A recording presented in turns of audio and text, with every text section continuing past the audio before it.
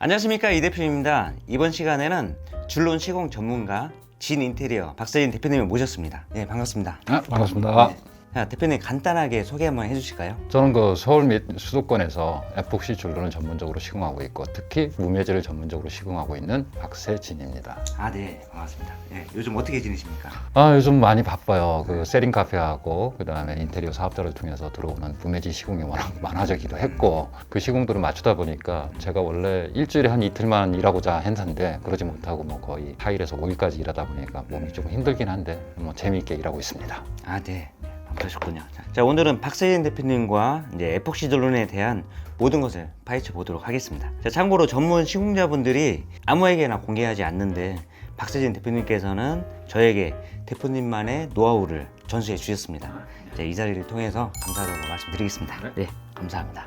에폭시 줄눈 시공 기술 강의가 저희가 제작을 하고 있고요. 그다음에 클래스 101을 통해서 공개가 될 예정입니다. 네. 자, 대표님께서는 어떤 계기로 에폭시 줄눈 시공을 하시게 되셨나요? 제가 제조업체에서 있다가 은퇴한 지 벌써 한 4년이 다 돼가는데 은퇴 후의 삶에 대해서 고민을 많았었고 가족들한테 소홀할 수밖에 없었던 게 직장이라는 핑계 때문에 그러다 보니까 삶을 즐길 수 있도록 하겠다. 그런 생활을 즐길 수 있는 일을 찾다 보니까 결국은 할 수 있는 일이 굉장히 한정적이었고 향후에도 커질 수 있는 시장이 뭔가를 굉장히 고민하게 됐어요. 가정주부들이라든가 집에 있는 분들이 포기하지는 못하는 부분이 뭐가 있을까라는 것을 고민을 했고 제 나름대로 파악한 게 주방과 화장실 이런 것들을 관리를 어떻게 하면 잘할 수 있을까라는 부분이었는데 타일을 교체하지 않고 줄눈만 교체해도 굉장히 고급스럽게 변화할 수 있고 이쁘게 변화할 수 있고 또 관리도 편하게 그 부분에서 제가 노력하게 되면 제가 추구하는 저녁 있는 삶과 어느 정도 금전적인 혜택과 또 고객들이 만족할 수 있는 부분에 기여를 할 수 있겠다 생각한 거 계기가 됐었고 그래서 지금까지 계속 해오고 있습니다. 그렇군요. 자, 그럼 본격적으로 질문을 해볼 텐데요. 에폭시 줄눈이란 무엇인지에 대한 질문을 좀 준비를 해봤습니다. 대표님, 에폭시 줄눈이 무엇이고 인테리어에 차지하는 중요성 어느 정도일까요? 우리가 줄눈에는 여러 가지 종류가 있습니다. 일단 시멘트계 줄눈에 해당하는 백시멘트, 고분자감에 탄성 줄눈, 좀 더 고급화됐다라고 하는 굉장히 오랫동안 저희 시장을 주도하고 있었던 폴리우레아 줄눈, 반짝이 줄눈, 수분 흡수율 자체가 거의 제로에 가까운 에폭시 줄눈 이런 시장이 또 형성이 되어 있는데 이 에폭시 줄눈 같은 경우는 탄성 줄눈이나 시멘트계 줄눈과는 큰 차이점은 수분 흡수율과 접착력이라고 생각을 합니다. 수분 흡수가 많다는 것은 결국은 오염이 강할 수가 없고 그리고 그 수분 흡수가 많아지게 되면 곰팡이가 쓸 수밖에 없는 그런 환경입니다. 근데 이제 그런 것과 대비하게 수분 흡수율도 굉장히 낮고 처음에 시공했던 어떤 색상 그대로를 집에서 간단하게 한 달에 한 번만 닦아줘도 원래 색깔이 돌아와서 처음 시공한 것처럼 같은 그런 느낌을 줄 수 있는 거 주부들 입장에서 최고의 어떤 선택이지 않을까.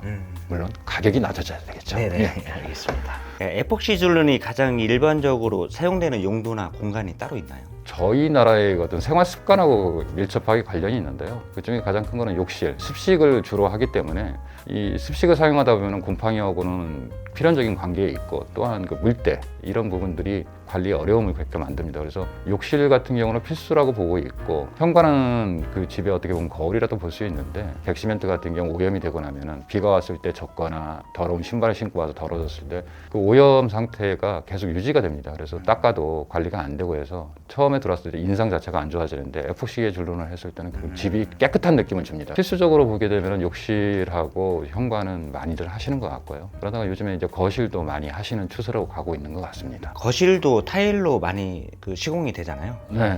그런 부위도 에폭시 줄눈이 좀 많이 필요할 것 같습니다. 청소하기가 좀 어렵잖아요. 특히 이제 두 가지 측면에서 에폭시 줄눈을 거실에서 많이 사용하는데 하나는 청소 관리의 용이성이 있고 또 하나는 백시멘트 자체가 바람성이 있다라고 하는데 물론 바람성은 있다고 하지만은 시공을 백시멘트로 잘 해놓으면 잘 떨어지진 않는데 거실에 있는 시멘트 줄눈이 자주 떨어집니다. 그래서 제가 그런 부분들을 시공을 많이 다니는 것 중에 하나가 백시멘트를 시공할 때 가장 중요한 게 물과의 배합비를 정확하게 지켜서 한다든가 아니면 거실의 타일이 600에 600이나 600에 1200처럼 좀 대형 타일이 들어가는데 그걸 하게 되면은 타일을 조인트 하기 위해서는 평탄 클립을 꼭 쓰게 됩니다. 근데 그 평탄 클립의 잔여물을 타일러들이 깨끗하게 제거해주면 좋은데 제거가 제대로 안 된 상태에서 거기다가 줄눈을 집어넣게 되면 걸어 다닐 때마다 그 진동에서 그 잔여물이 줄눈을 탈락하게 만들고 그 주변인물부터 매지 탈락이 발생이 됩니다. 이런 것들이 이제 흩날리면서 건강에 좋지 않다는 인식이 있다 보니까 고객들이 이제는 처음부터 에폭시계 줄눈을 넣는 게 좀 더 건강에 좋겠다라고 해서 하시는 경향이 강합니다.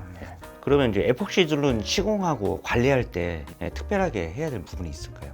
시공할 때 주의사항은 그것도 뭐 원칙이 제일 중요한데 처음에 시공하고 24시간이 지나면 경보형을 했을 때는 지장은 없습니다. 보통 리모델링 한다고 하면 여러 공정이 겹치는데 하루 정도만 다른 공정과 겹치지 않고 시공 후에 놔두고 겉마름이 된 다음에는 다른 공정들이 이루어져도 되는데 3일이 지났을 때 이게 완전 경화되기 때문에 물을 쓰거나 입주 청소를 할 때는 최소한 3일 전에는 꼭 시공을 해야 된다는 부분이 가장 중요한 부분 같고요. 또 이제 오해하는 것 중에서 3일이 지나지 않으면 다른 공정을 할 수 없다는 인식이 있는데 저는 조금 그 부분은 리모델링 시장에서 그 중간에 3일을 비운다는 건 되게 어려워요. 하루만 시간을 줘라. 내가 시공하고 그 다음 날까지만 다른 공정이 안 들어오면 그 다음부터는 어떤 공정을 해도 상관이 없다고 했는데 그 수많은 무매지 시공을 했는데도 불구하고 하루가 지난 이후에 다른 공정이 와가지고 그게 문제가 되거나 훼손이 되거나 했던 경험이 없었던 것 같습니다. 3일이 지나야 모든 것을 해야 된다. 할 수 있다는 생각은 약간 버리시고요. 입주 청소만 3일 후에 해주시면 될 것 같습니다. 국내에 유통하는 에폭시 줄눈이 대표적으로 마페이의 캐라폭시하고 이지 디자인, 아덱스의 이지15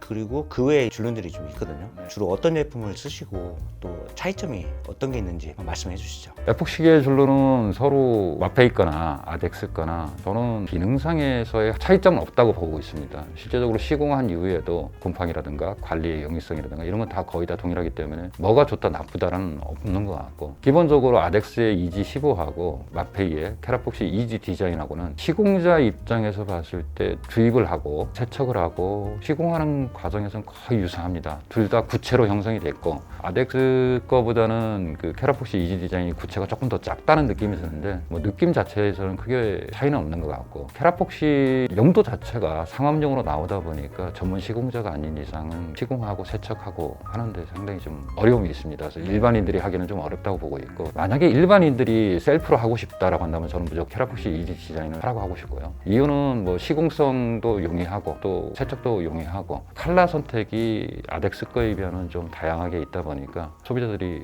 선택하기에는 좀 편하지 않을 거라 생각을 하고 있습니다. 시멘트 줄눈 아니면 뭐 폴리우레아 줄눈 그 비교해서 이제 에폭시 줄눈을 사용하는 이유나 가장 큰 장점 이거는 뭐가 있을까요? 백시멘트 같은 경우는 수분 흡수율이 대략 한 8%대, 탄성 줄눈은 뭐 6% 미만이라고 하고 있고 폴리우레아는 수분 흡수율이 높지는 않은데 에폭시 같은 경우는 0.1% 미만이기 때문에 일단은 수분 흡수율이 낮다는 것은 일단 물때가 낄 확률, 곰팡이 쓸 확률, 곰팡이가 안 쓸 수는 없어요. 모든 조건이 부합하면 곰팡이는 무조건 다 쓴다고 보는데 백시멘트 같은 경우는 거기에 흡착이 돼가지고 곰팡이라든가 물때를 제거하는 것 자체가 힘들어져요. 수분 흡수율이 높다 보면 오염물질, 커피 같은 걸 흘렸을 때 아니면 김치 국물을 흘렸을 때 이미 흡수가 된 것을 빼낸다는 것은 거의 불가능한 거고 이미 오염돼서 더 이상 사용할 수 없는 어떤 그런 지경이 되는 거고 폴리우레아나 에폭시는 그런 면에서는 굉장히 좋은데 폴리우레아는 충력이 전혀 없다 보니까 3년에서 5년 정도 사용하고 나면 떨어지는 현상이 있고 또 재시공을 해야 되는 부분들이 있는데 폴리우레아를 시공할 때는 좀 저렴하게 할 수 있는데 재시공을 할 때는 그 제거하는 시간이 상당히 많이 걸리고 열풍기를 꼭 써야 되기 때문에 재시공 비용 같은 경우는 처음 시공했던 비용이 한 2배 정도가 됩니다. 그러면 거의 뭐 캐라폭시나 이지15나 이런 것들을 시공하는 비용하고 거의 유사하기 때문에 아예 처음부터 캐라폭시 같은 걸 시공하게 되면 일단 매지의 탈락 같은 건 전혀 걱정 안 해도 되고 곰팡이라든가 관리, 청소 이런 측면에서 굉장히 강하기 때문에 좀 비용이 조금 더 들다 하더라도 에폭시계 줄눈 쪽으로 하면 반영구적으로 쓸 수 있지 않느냐라는 생각을 하고 있습니다. 일반 줄눈이 흡수율이 8%고 탄성 줄눈이 6%라는 거는 처음 알았네요. 굉장히 해박하신 지식이 많이 있으신 것 같아요. 해박한 건 아니고요. 나중에도 말씀 한번 드리겠지만 줄눈을 시공하는 사람은 줄눈에 관련된 공부는 좀 해야 된다. 그래서 일단 뭐 쌍곰이라든가 아니면 아덱스라든가 여기 들어가 보면은 그 스펙서가 다 나와 있고 MSDS가 다 나와 있으니까 그걸 보게 되면은 애들의 장단점은 그 자료만 봐더라도 물성 특성이라든가 이런 걸 알 수 있기 때문에 대표님이 저한테 질문해 주셨듯이 소비자들도 똑같은 질문들을 많이 하세요. 또 뭐 타일 클리너도 많이 물어보시고 줄눈 클리너도 물어보시는데 그런 부분에 대한 공부를 계속적으로 해야 된다고 저는 생각을 하고 있습니다. 근데 대표님 말씀도 되게 잘 하시고 해서 유튜브 찍으셔도 될 것 같습니다. 감사합니다. 다음으로 이제 줄눈 시장에 대한 이야기를 나눠볼 건데요. 에폭시 줄눈 분야에서 흥미롭거나 주목할 만한 새로운 트렌드가 있을까요? 인테리어 시장에 일맥상통한 부분이 있는데 매트한 느낌을 굉장히 선호하는 부분들이 강해졌어요. 그러니까 전에는 우리가 싱크대를 예를 들면 반짝반짝거리는 것들을 되게 좋아하다가 장롱 같은 경우도 펄 들어간 펄 들어간 광이라는 걸 굉장히 선호하는 추세에 있다가 유광 최근에는 매트한 느낌이 주는 자연스러운 느낌, 고급스러운 느낌 이런 부분들을 선호하는 것들이 그 흐름 속에 가고 있는 것 같습니다. 기존에 어떤 매트한 느낌들이 많이 많이 없다가 옛날에도 에폭시도 사실은 메탄 느낌이 없는 유광 타입이었다가 최근에 이제 다 메탄 타입으로 해서 그 무광 타입으로 다 변화되고 있고 그런 제품들이 많이 나오다 보니까 시장 자체에서 어떤 흐름 자체를 따라가는 게 아닌가 그런 생각을 하고 있습니다. 고급스러운 인테리어를 한 거를 이제 보게 되면은 말씀하셨듯이 이제 매트하고 이제 예. 모던한 스타일, 예, 맞습니다. 광이 안 나는 예. 형태가 많더라고요. 또 중요한 게 이제 칼라 같아요. 칼라도 전에 같으면은 타일하고 전혀 관계없는 금색 줄눈을 한다든가 주와 부가 바뀐 느낌이었어요. 그런 느낌을 갖다가 최근에는 촌스럽다는 느낌들을 많이 받는 것 같아요.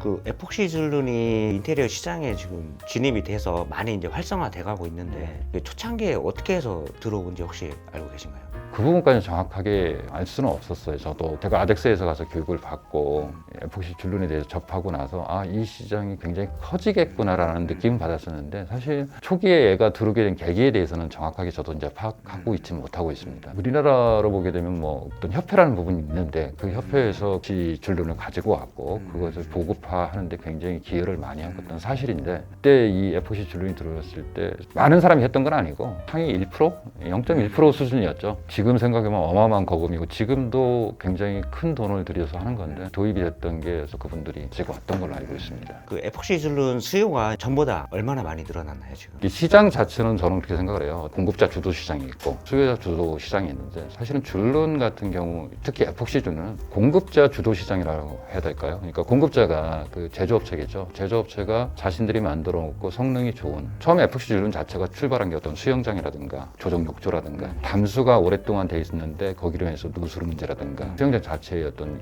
줄눈의 탈락으로 해서 그 문제가 생기는 것을 방지하기 위해서 에폭시 줄눈을 개발하게 됐고 그 시장을 주도해서 이렇게 확대를 시켜가는 과정에서 우리나라하고 어떻게 보면 굉장히 잘 맞는 거죠. 저희 나라 사람들이 좋아하는 게 반신욕 좋아하고 욕조 좋아하고 그 다음에 그 습식 생활이 거의 주를 이루다 보니까 해외 같은 경우는 사실은 에폭시 줄눈을 화장실에 시공을 많이 하진 않아요. 그 친구들 그 화장실에 가보면 샤워부스가 있고 그러다 보니까 에폭시를 굳이 하려고 안 했던 부분이었는데 샤워부스 쪽은 에폭시 줄눈들을 많이 했었어요. 그 당시에도. 그래서 그거 좀 특이하다 그랬는데 어떤 공급자들이 주도하는 시장에서 한국 같은 경우는 습식이 주를 이루다 보니까 그거하고 매칭이 좀 잘 됐던 것 같아요.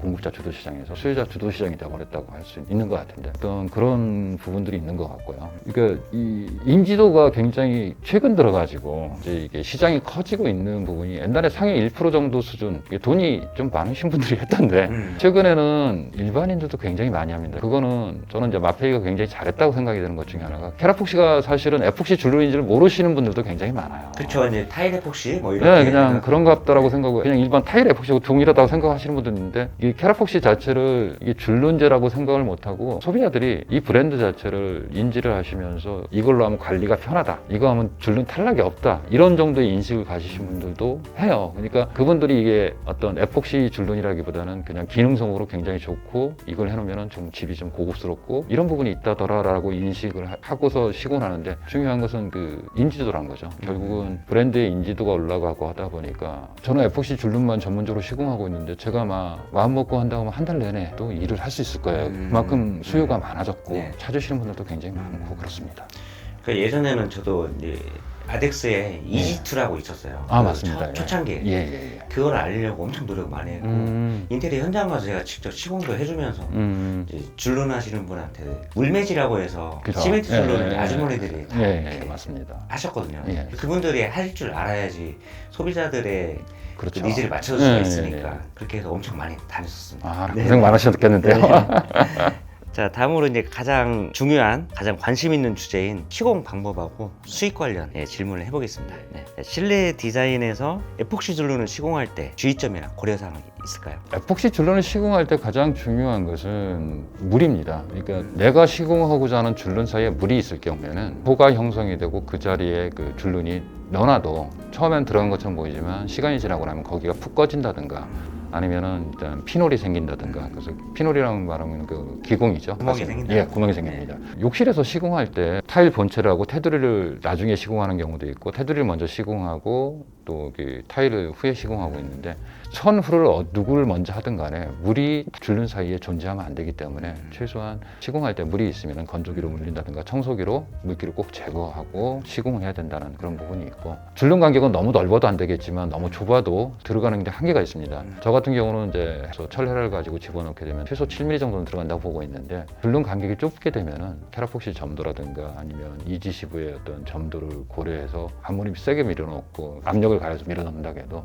5mm 이상 들어가는 건 거의 불가능합니다. 우메지라는 거는 줄눈을 넣지 않은 상태를. 그렇죠. 폴리우레아는 무조건 백시멘트가 밑에 존재를 해야 됩니다. 그래서 보통 3에서 5mm 정도를 파내고 그 위에 폴리우레아를 시공하는데, 그 백시멘트가 없으면 폴리우레아가 밑으로 빠져나가기 때문에 폴리우레아를 할 때는 백시멘트가 존재하지만은 캐라폭시라든가 이지15라든가 캐라폭시 이지 디자인, 폭시 줄눈을 시공할 때는 무조건 저는 무매지를 하라고 권하고 있습니다. 어떤 시공자들은 캐라폭시의 가격이 비싸니까 재료를 아낄 하나의 방법으로 백시멘트를 제거하고 거기에 넣는 방법을 선호하시는 부분도 있는데, 그건 정상적인 시공법은 아니고, 캐라폭시라든가 이런 에폭시 줄눈 자체는 처음부터 나온 계기가 무매지 상태에서 시공하게끔 해서 나와 있고, 그 상태에서 했을 때가 기능적으로도 성능적으로 최상의 상태를 발현할 수 있는 거기 때문에 소비자들 입장에서는 어떤 일이 있어도 무매지를 꼭 시공하시라고 저는 권하고 싶고, 또 시장 자체에서 그렇게 인식이 됐으면 좋겠습니다. 제일 많이 하는 질문 중에 하나가 이걸 꼭 무매지로 해야 되나요? 그래서 아니요, 무매지로 안 하셔도 됩니다. 근데 무매지로 했을 때가 제일 좋은 게, 백시멘트를 제거하다 보면 저희들이 그라인더가 됐든 수공구가 됐든 카토카를 쓰는데 어떤 상태는 도구를 자주 쓰다 보면 타일이 이가 나갈 수 있는 부분도 있고 타일이 조금씩 손상이 될 수도 있고, 특히 기계 같은 경우는 뭐 타일이 한번 손상되면 크게 데미지를 주기 때문에 저도 이렇게 시공을 해보면 무매지 상태에서 시공한 거는 봐도 이쁘다는 생각이 드는데, 백시멘트를 제거하고 넣는 에폭시 줄눈은 왠지 모르게 좀 불안정한 것 같은 느낌, 개인적인 생각일지도 모르겠지만은 그 무매지 상태가 가장 좋은 것 같습니다.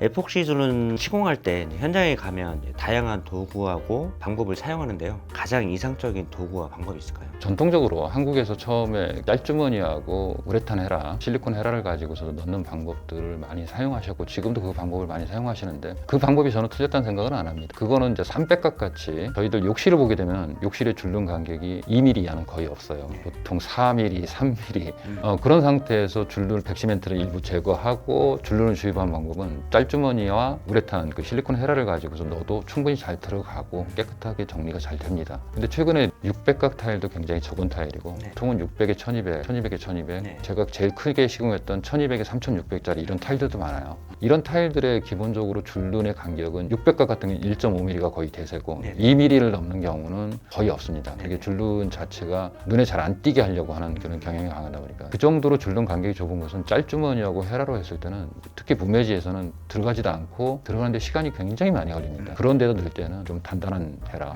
저 같은 경우는 제가 직접 개발해서 쓰고 있는 헤라인데 닥터 블레이드 같은 것으로 집어넣었을 때 한 번씩 밀어넣을 때 최소 5mm에서 7mm씩이 들어가기 때문에 2번 정도 밀어넣으면 거의 타일 바닥까지 들어간다고 보고 있습니다. 그러니까 전문적인 도구가 있으면 좋은데, 실제적으로 에폭시 줄눈용 전문 플로트가 존재하는데 되게 한국 사람의 손에 적합하지가 않아가지고 밀어넣기 힘들어요. 모자이크 타일이라든가 200각 타일은 굉장히 유효하긴 한데, 대형 타일에서는 쓰다 보면 굉장히 불편한 점이 있습니다. 플로트라는 게 에폭시 줄눈 흑선이죠. 네, 에폭시 줄눈 흑선이죠. 근데 저는 타일이 큰 한국 시장에 좀 적합하지 않은 것 같아서 개인적으로는 퍼티헤라든가 제가 만든 헤라든가 이런 것들을 주로 썼으면 좋겠고, 그렇게 해야만이 제대로 된 시공이 될 수 있다고 저는 보고 있습니다. 네.